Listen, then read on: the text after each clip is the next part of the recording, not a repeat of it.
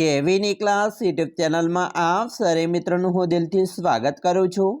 આજે વિદ્યાર્થી મિત્રો વાત કરવાના છીએ ધોરણ 5માં આપણી એકમ કસોટી ગણિત વિષયની તારીખ 21/9/2024 અંતર્ગત જે પેપર લેવામાં આવનાર છે તેના પેપરનું મિત્રો સચોટ સોલ્યુશન આજે આ વિડીયોમાં કરવાના છીએ, જે તમારી આવનારી પરીક્ષામાં તમને આ વિડીયો ખૂબ જ ઉપયોગી નીવડશે।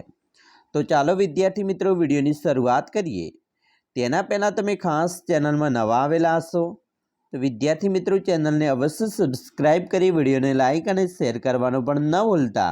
પ્રશ્ન બેંકની અંદર મિત્રો ધોરણ 5માં ગણિતની જે એકમ કસોટી લેવામાં આવનાર છે તેમાં પ્રશ્ન નંબર 1થી શરૂઆત કરીએ। તો સૌપ્રથમ જોડકા જોડવાના છે।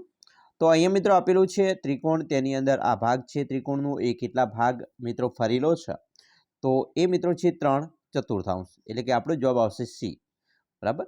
બીજું છે એની અંદર મિત્રો તમને 4 ચોરસ આપેલા છે, એક ચોરસ મિત્રો રંગીન છે તો એને આપણે 1/4 કહેવાય, તો એ છે મિત્રો ડીમાં, એટલે આપણે અહીંયા ડી કરીશું। અહીંયા મિત્રો કુલ 3 ભાગ છે, તેમાંથી એક ભાગ રંગીન કરેલ છે તો એને આપણે 1/3 કહીશું, તો એ મિત્રો એ સાથે આપણે જોડકું બનશે। ચોથું છે તેમાં 3 ભાગ છે, તેની અંદર મિત્રો તમે જોશો ચોથાની અંદર તો એની અંદર મિત્રો 1, 2 અને 3 ભાગ છે, એમાંથી 2 ભાગ રંગીન છે, બરાબર। કુલ 3 ભાગ છે અને 2 ભાગ રંગીન હોય અને 2/3 કહેવાય, તો એ 2/3 ઈમાં છે તો આપણે ઈ કરીશું, ઈ સાથે જોડકું બનાવીશું। પાંચમું મિત્રો જોઈએ તો કુલ ખાના 1, 2, 3, 4 અને 5 છે, તેમાંથી 2 ભાગ રંગીન છે તો એને 2/5 કહેવાય, તો આપણે 2/5 બીમાં આપેલ છે તો એને આપણે બી સાથે જોડકું બનાવીશું। હવે આપણે વિદ્યાર્થી મિત્રો આગળ જોવાના છીએ। બીજું જોડકું છે જેની અંદર તમે જોશો અહીંયા 4 ભાગ છે, એમાંથી એક ભાગ રંગીન હોય તો એને મિત્રો 1/4 કહેવાય અને 1/4 ડીમાં છે તો આપણો જવાબ ડી આવશે એકની અંદર। બીજું છે તેમાં મિત્રો તમે જોશો તો અહીંયા 1, 2, 3, 4, 5, 6 ભાગ કુલ છે, એમાંથી એક ભાગ રંગીન હોય તો એને આપણે 1/6 કહીશું, બરાબર।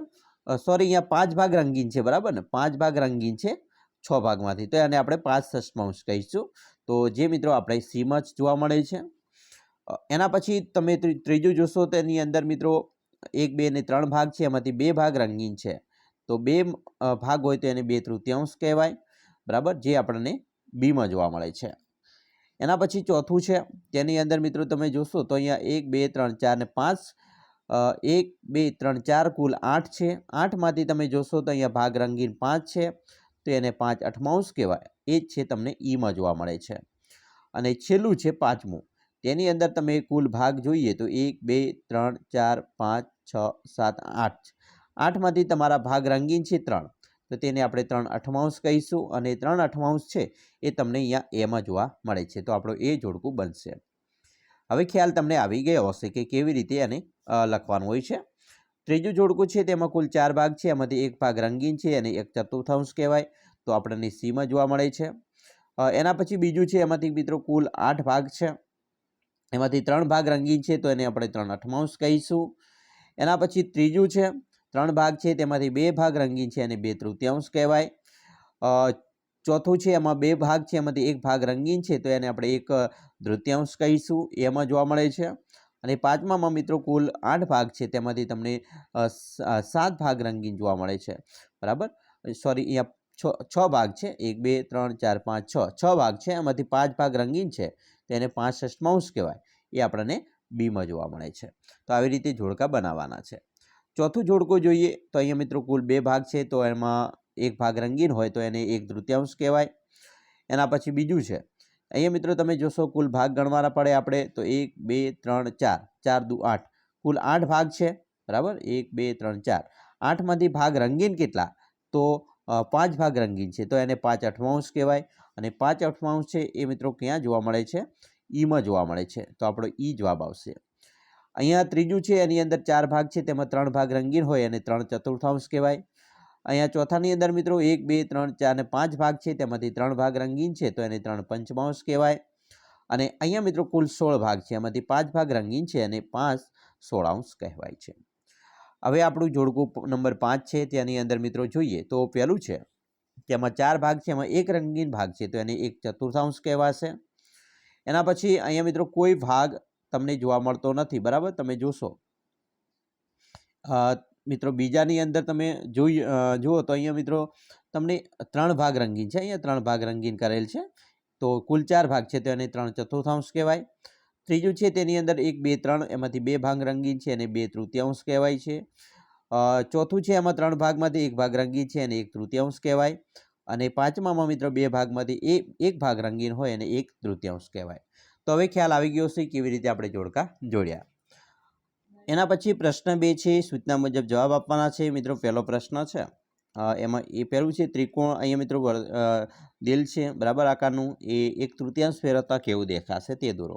તો અહીંયા મિત્રો તમે જોશો એને આપણે 1 તૃતીયાંશ ફેરવીએ તો એને ઊંધું આવી રીતે જોવા મળશે. એના પછી બીજો પ્રશ્ન છે, તેની અંદર મિત્રો તમે ત્રિકોણ છે તેની 1 ચતુર્થાંશ ફેરવતા કેવું દેખાશે, તો આવી રીતે દેખાય. ત્રીજામાં મિત્રો આ ત્રિકોણ છે એને 1 તૃતીયાંશ ફેરવીએ તો આવી રીતે દેખાશે.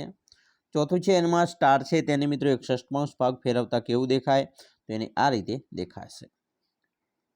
પાંચમાની અંદર મિત્રો અહીંયા મિત્રો જે રેત ઘડિયાળ જેવું છે 1 તૃતીયાંશ ફેરવતા આવી રીતે દેખાશે, કોઈ બદલાવ નહીં થાય. છઠ્ઠામાં પણ 1 ચતુર્થાંશ ફેરવીએ પરંતુ કોઈ બદલાવ નહીં થાય, બરાબર. પછી સાતમામાં પણ 1 ચતુર્થાંશ ફેરવીએ પરંતુ કોઈ બદલાવ નહીં થાય. આઠમાની અંદર 1 તૃતીયાંશ ફેરવીએ તો મિત્રો ઊંધું થશે આવી રીતે. નવમાની અંદર મિત્રો પણ 1/6 ભાગ ફેરવીએ કોઈ બદલાવ નહીં જોવા મળે. અને 10મામાં મિત્રો આ લેમ્પ છે અને 1 ચતુર્થાંશ ફેરવીએ તો આવી રીતે જોવા મળશે. હવે આપણે જોવાના છે પ્રશ્ન 3, એમાં અ છે નીચે આપેલી સંખ્યાના અવયવ વૃક્ષ બનાવો. એ અવયવ વૃક્ષની વાત કરીએ તો 36ની અંદર મિત્રો 9 ચોક 36 થાય, 3 તારી 9 અને આ બાજુ 2 દુ 4 થાય. 30 છે તો 10 તારી 30 અને 10ના 2 ભાગ પાડીએ તો 5 દુ 10. ચાલો આગળ જોઈશું 48નું અવયવ વૃક્ષ બનાવીએ તો 12 ચોક 48 સોરી, 2 દુ અહીં 4ના 2 ભાગ પાડીએ તો 2 દુ 4 અને 6ના 2 ભાગ પાડીએ તો 6 દુ 12, 6ના પાછા વળી 2 ભાગ પાડવાના તો 3 દુ 6. એવી રીતે 96, 12 8 96 થાય. આપણે મિત્રો 12ના 2 ભાગ પાડીએ તો 6 દુ 12 થાય અને 6ના 2 ભાગ પાડીએ તો 3 દુ 6 થાય. એવી રીતે અહીંયા 8 છે તો 8ને આપણે લેવા પડે, 4 દુ 8 થાય, 4ના 2 ભાગ પાડીએ તો 2 દુ 4. ચાલો એવી રીતે અહીંયા જોઈશું 70 તો 70માં 10 હતું 70 થાય, 10ના 2 ભાગ પાડીએ તો 5 દુ 10 થાય.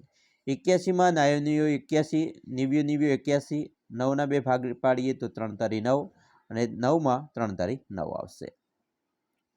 84ની વાત કરીએ તો 12 હતું 84, 12માં મિત્રો આવશે 6 દુ 12 અને 6માં આવશે 3 દુ 6. 50માં જોઈએ તો 10 55 50 બરાબર અને 10માં 5 દુ 10. એના પછી 16નું જોઈએ તો 8 દુ 16, 8ની અંદર 4 દુ 8, 4માં મિત્રો 2 દુ 4. 100માં 20 25 100, 20ના ભાગ 10 દુ 20 અને 10ના 5 દુ 10 બરાબર. ચાલો પ્રશ્ન મિત્રો 3 જોઈએ.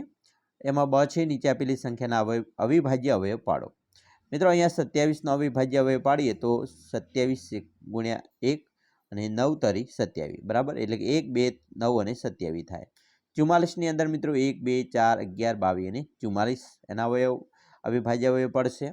48માં મિત્રો 1 2 4 6 8 12 24 48. 90માં મિત્રો 1 2 3 6 15 30 45 અને 90 એના સામાન્ય અવયવ પડે.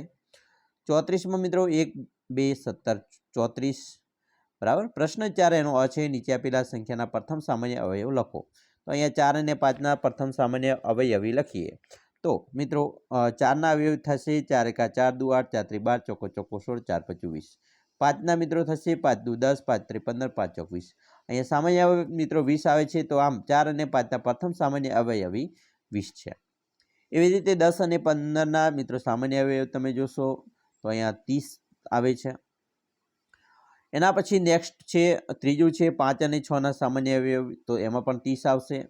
3 અને 9માં તો મિત્રો એમાં પણ સામાન્ય અવયવ 9 આવશે.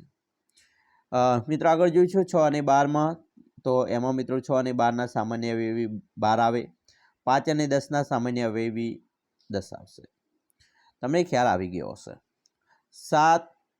7મું છે 4 અને 9ના સામાન્ય અવયવી 8, 6 અને 8ના સામાન્ય અવયવી 24 અને 9માં 4 અને 6ના સામાન્ય અવયવી 12. 10માં મિત્રો 10 અને 20ના સામાન્ય અવયવી 20. તો આવી રીતે તમારે સામાન્ય અવયવી પાડવાના છે. પ્રશ્ન નંબર 4નો બ છે, એમાં યોગ્ય વિકલ્પ પસંદ કરવાનો છે. અહીંયા મિત્રો 4 5 અને 6નો સૌથી નાનો ગુણક કયો છે? તો તેમાં આવશે મિત્રો 120. બીજું છે 5 અને 6નો સૌથી નાનો સામાન્ય ગુણક, તો તેમાં આવશે 30. ત્રીજું છે 5, 10, 15નો સામાન્ય ગુણક નીચેનામાંથી કયો નથી? તો 30. ચોથું, દરેક સંખ્યાનો નાનામાં નાનો અવયવી તો સંખ્યા પોતે હોય છે. 5, દરેક સંખ્યા એક સંખ્યાનો ગુણક અવયવી છે. તો અહીંયા મિત્રો દરેક એ એકનો ગુણક અથવા અવયવી છે. આગળ જોઈશું મિત્રો પ્રશ્ન 5, જેમાં નીચે આપેલા ચિત્રમાં એવી રીતે તૂટક રેખા દોરો કે જેથી તૂટક રેખા પર દર્પણ મૂકવાથી પૂરું ચિત્ર દેખાય. તો અહીંયા મિત્રો આપણે તૂટક રેખા પહેલામાં અહીંયા દોરીશું, બીજામાં અહીંયા દોરીશું, ત્રીજામાં મિત્રો અહીંયા વચ્ચે દોરીશું, બરાબર, અહીંયા આવશે. ચોથાની અંદર અહીંયા મિત્રો વચ્ચે દોરવું પડશે. પાંચમામાં મિત્રો આ રીતે તૂટક રેખા દોરીશું. છઠ્ઠામાં આવી રીતે સીધી જ દોરવાની છે, બરાબર, થોડું ક્રોસ જાય છે આપણે આવી રીતે. મિત્રો સાતમામાં જોઈએ તો આવી રીતે તૂટક રેખા દોરીશું. નવમાની અંદર આવી રીતે, આઠમામાં આવી રીતે, નવમાની અંદર આવી રીતે સીધું જ આપણે તૂટક રેખા મિત્રો દોરવાની છે, બરાબર. ચાલો 10મું જોઈએ તો મિત્રો તેમાં પણ આપણે આવી રીતે તૂટક રેખા દોરીશું. 11મામાં મિત્રો સીધું અહીંયાથી વચ્ચોવચ્ચ લેવાની છે, બરાબર. 12માની અંદર આવી રીતે દોરીશું, બરાબર. 13મામાં આવી રીતે, અને 14 અને 15, બરાબર. આવી રીતે આપણે તૂટક રેખા દોરીએ તો ચિત્ર સંપૂર્ણ દેખાય. ચાલો હવે આપણે આગળ જોઈએ.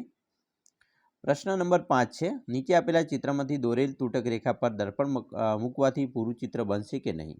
તો પહેલું ચિત્ર છે તેમાં મિત્રો ના નહીં બને, બીજામાં હા બનશે, ત્રીજામાં નહીં બને, ચોથામાં મિત્રો આવી રીતે ના બને, પાંચમામાં તો આવી રીતે ના બને, છઠ્ઠામાં પણ મિત્રો ના બને, બરાબર. સાતમું છે તો તેમાં મિત્રો ના બને, કારણ કે અહીંયા તૂટક છે એટલા માટે. આઠમામાં મિત્રો બનશે, બરાબર. નવમામાં મિત્રો નહીં બને, આ રીતે હોત તો બનોત, અને 10મામાં મિત્રો હા બનશે.